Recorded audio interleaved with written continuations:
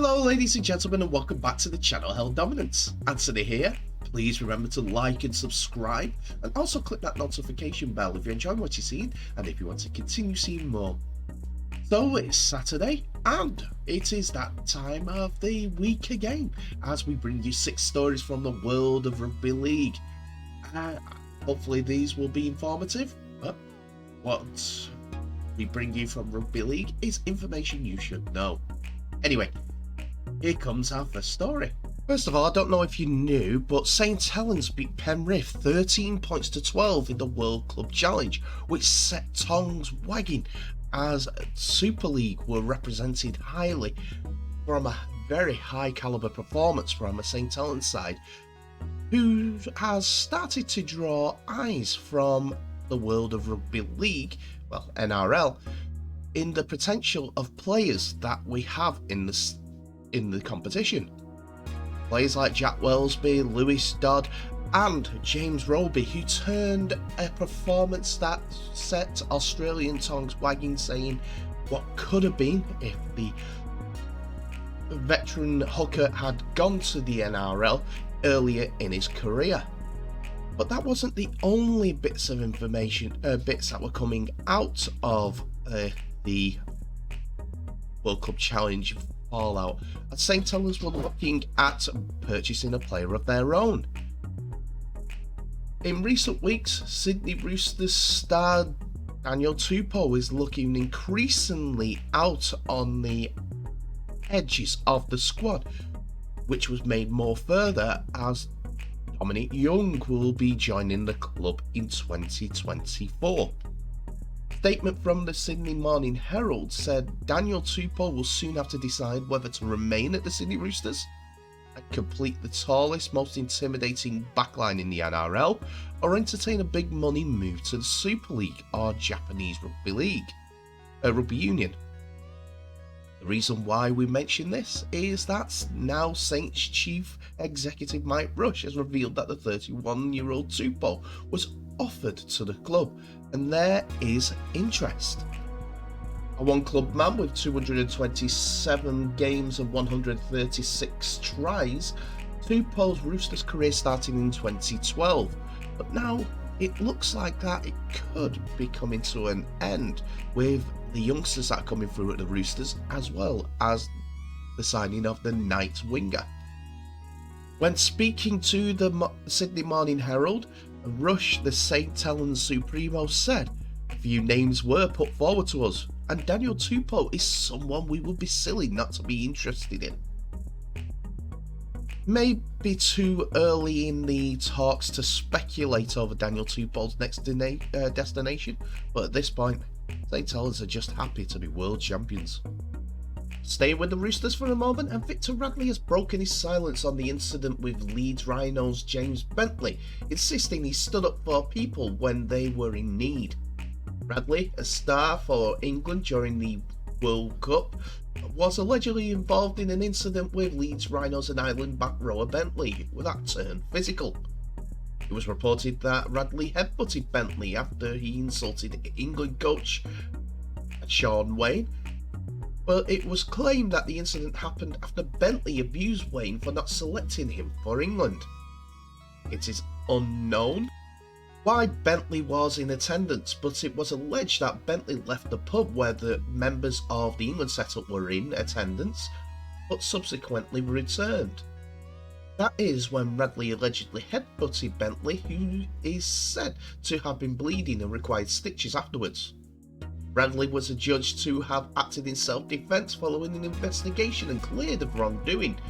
Spoke of the incident to the Daily Telegraph. When it happened, I ranked people that I needed to. Once I spoke to them, I was good as gold, Radley said. He, Trent Robinson, wasn't angry or whatnot.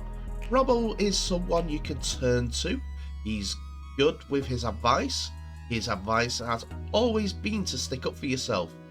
You stick up for your mates at the same time. It's the same as him and my parents. Ever since I was young, it has been you stand up for yourself and you stand up for someone that needs you to stand up for them.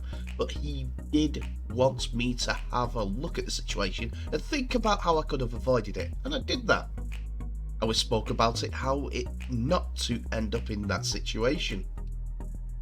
He continued, I never want to get myself in that situation, but sometimes you end up in a scrap, and I need to make sure that I'm not in those situations, but I found myself in it. I know I'm a good person, and did the right thing. Bradley is also celebrating the opportunity to sign a 4-year deal with the Roosters, keeping him with the club that has given him his debut and play for the last 6 years. Wow, a Roosters heavy episode today, as Jared Warrior-Hargreaves has been heavily touted to make the switch to Super League, even for this current season. The 34-year-old veteran has featured 33 times for New Zealand and over 250 times for the Sydney Roosters, but potential move to the Super League had suggested with the experienced forward in the last year of his current deal, and plenty of competition in the Roosters pack. Talk of a Super League switch started during the World Cup around the time of his infamous dog shot while playing for New Zealand, which got him simbin just minutes into his return from the suspension that he was serving previously. The forward was initially linked with a move to Catalan's Dragons, who effectively signed the forward now with 2 quarter spots and plenty of salary cap. Well, they could sign them, should I say. It was suggested that JWH could be bought out of his final year of the deal, allowing him to join the French side. Other clubs came out as interested in the New Zealand hardman, but Lee Leopards emerged as the most likely contender for the Kiwi signature over Catalan's Dragons. But with JWH locked into the contracts, Lee Leopards signed instead former Leeds prop Ava Suimanufangia. Since then, it seemed like JWH is set for a stay in the NRL, or at least the rest of this season, but next season, according to the Sydney Morning Herald, he is headed for the Super League, and expects there to be an announcement of that at the end of the season.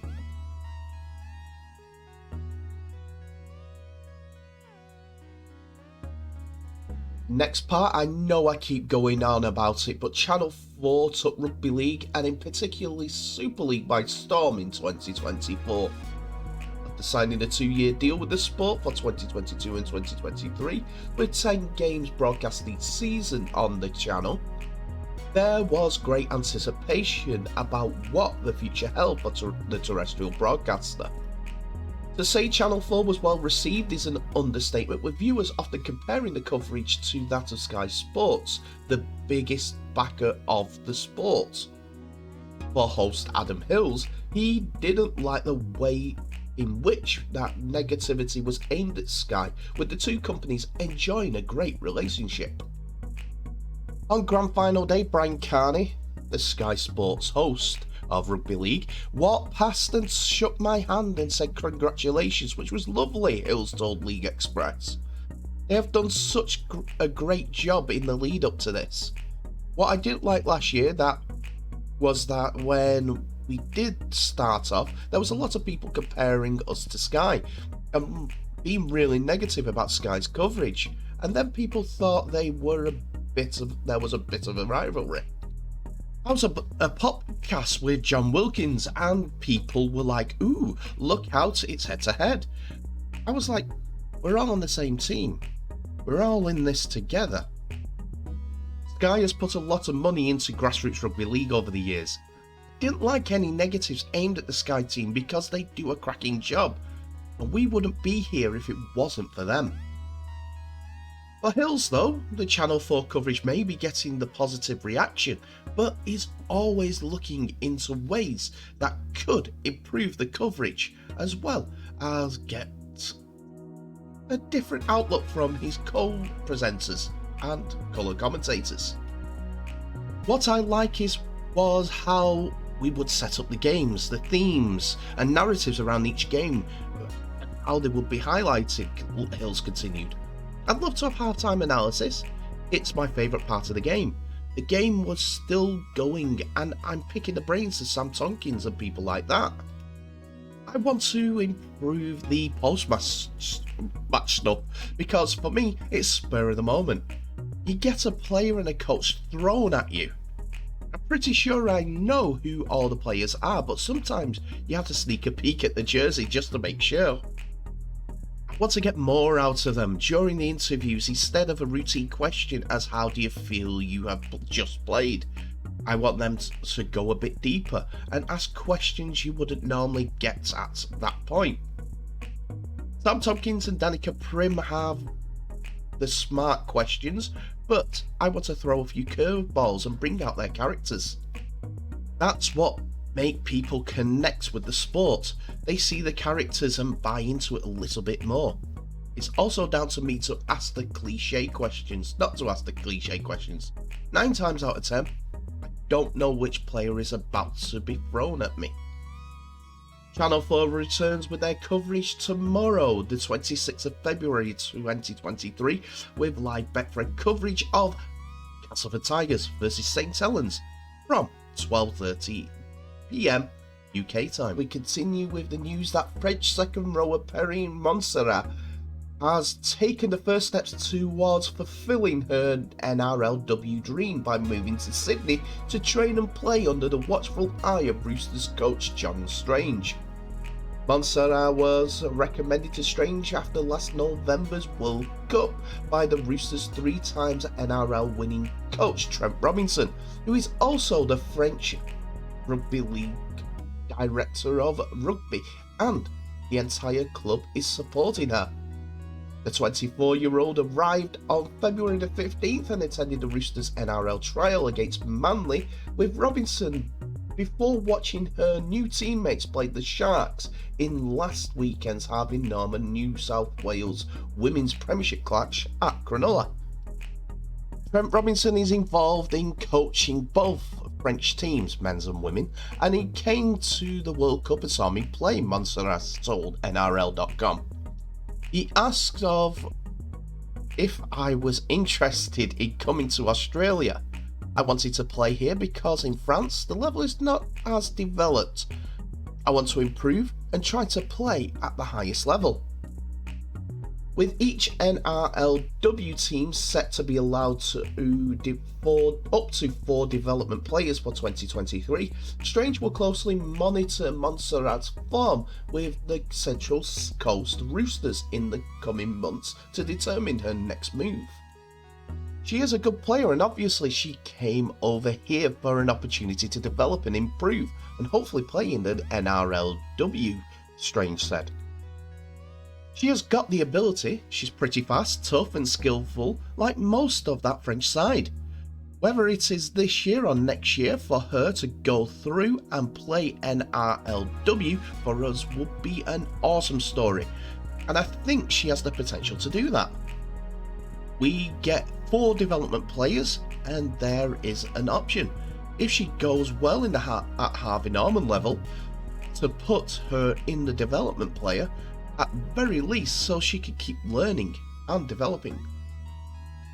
In the meantime, the Roosters are assisting Montserrat to get her set up and find work in Sydney, with Roosters Women Welfare Manager Faasua Makasi, who speaks French, and hopefully help Montserrat in dealing with banks and other institutions, while the club career and education manager Sheridan Hawkins is helping her find a job.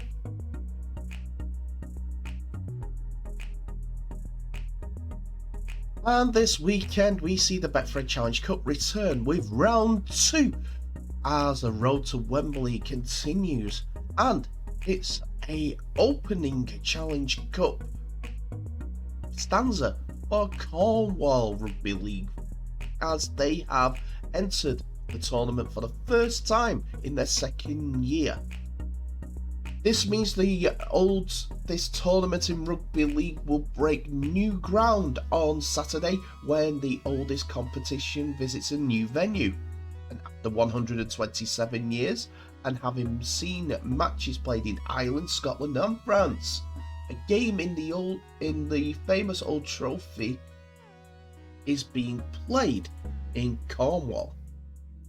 The country's relatively new League One side are in their second season of existence and begin their first ever Challenge Cup campaign at home against the Rochdale Mayfield from the Amateur Conference.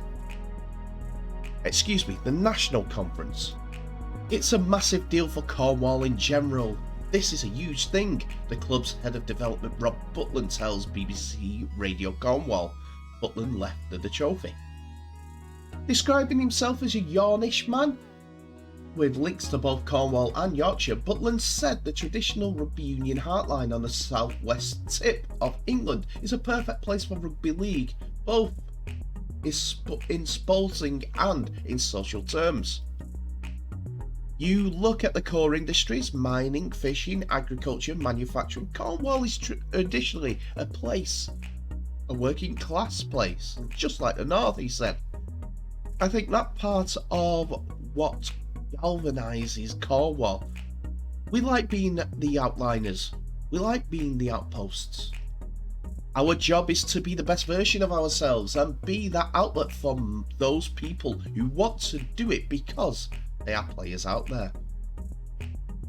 Cornwall's debut in the Challenge Cup is being televised as this episode is being released and as you're watching it. So, there it's onto a free-to-air platforms, the BBC iPlayer in the UK, but find your local listings wherever you are. It'll be great for the sports down there if they get through to the next round and face one of the bigger sides. And that's it for another episode, ladies and gentlemen. Thank you so much for watching. Please remember to like, subscribe and share this video worldwide, as well as clicking on that notification bell for any updates on new videos that may be coming your way in the near future. Tell me what your thoughts are on today's episode in the comment section below, as it's all open for business and your comments are gratefully received and I love responding to them. I hope you consider that you can support my Buy Me a Coffee page so that we can help grow the sport and it helps the channel get a bit more credibility, shall we say. Anyway, thank you so much for watching. Please remember to share this video worldwide. I'll end the episode as I always do by wishing you all the very best. So please stay safe and I'll see you in the next episode.